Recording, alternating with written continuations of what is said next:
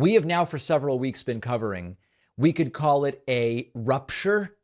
We could call it a crack, a crevasse, maybe, between radical Republican Congresswoman Marjorie Taylor Greene and radical Republican Congresswoman Lauren Boebert, or Boebert, as Ro Khanna likes to call her. The divide is deepening. Take a look at this.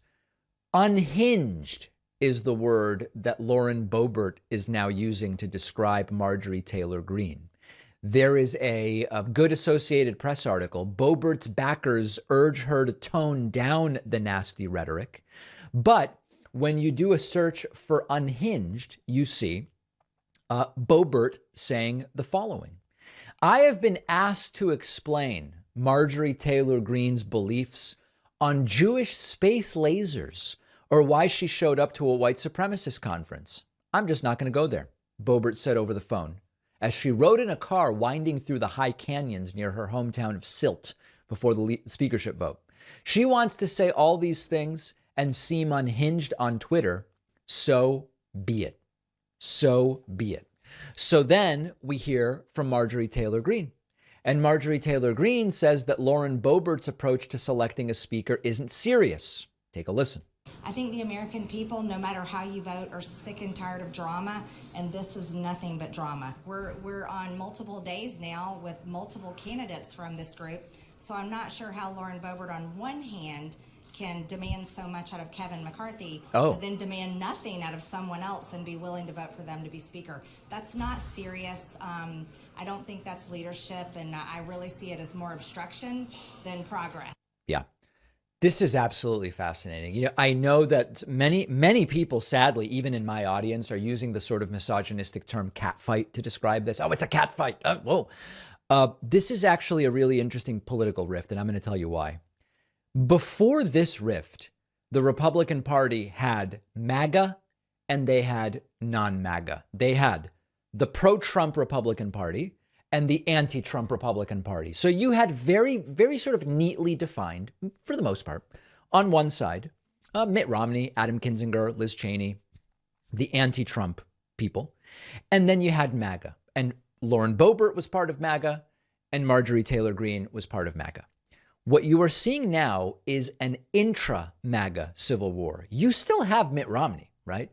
And Mitt Romney is not part of this Boebert thing. And Mitt Romney is not part of this Marjorie Taylor Greene thing. Now, he's also in the Senate, so he doesn't vote for the speaker. And in that sense, he's also separate. But now you see a subsequent division happening within MAGA. And what's going on is that there are basically two bets that you can make. And Marjorie Taylor Greene is making one bet, and Lauren Boebert is making a different bet. And it could be entertaining in the short run, but very consequential in the long term for what happens with the Trump movement and whether there is a Trump movement going forward. Marjorie Taylor Greene, who was, QAnon follower, promoting violence, Jewish space lasers, all this different stuff.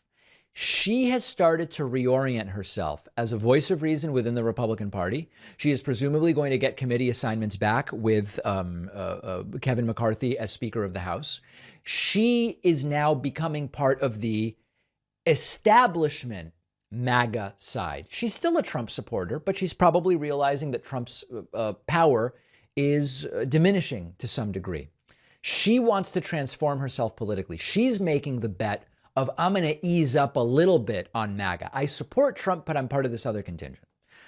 Lauren Boebert, on the other hand, is going full in with, we are the defectors. We know what's really good for the country. These people like Greene and others, they might say they support the ultra MAGA wing, but when it came down to it, they acquiesced, or maybe even they gleefully went over to feeling like we're now in power. We are now the big boys and girls, or whatever you want to say. One of the really great things about Boebert targeting Greene is it's going to pull Greene back into the mud, so she can't wipe herself off and say, I'm with McCarthy now.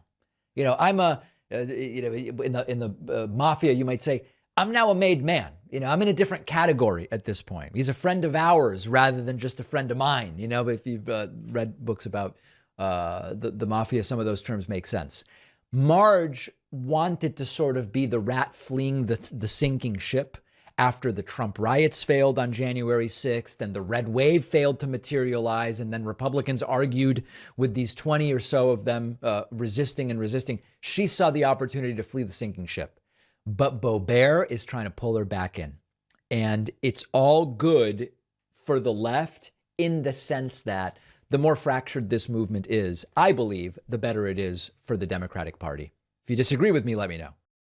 One of our sponsors today is Zippix Nicotine Toothpicks. Zippix brings you a convenient alternative to smoking and vaping and the vape clouds, the ashtrays, the thing in your lip that people can see. I've seen that around.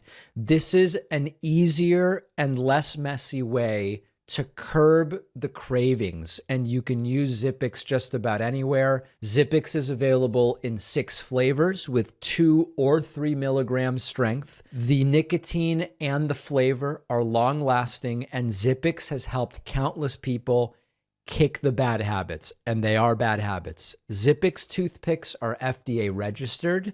Their customer service is second to none. It is one of the most cost-effective alternatives. Also, check out their B12 and caffeine toothpicks. See for yourself why so many people have switched to Zippix toothpicks. You can only get Zippix online. Go to zippixtoothpicks.com and get 10% off with the code PACMAN. The link is down below.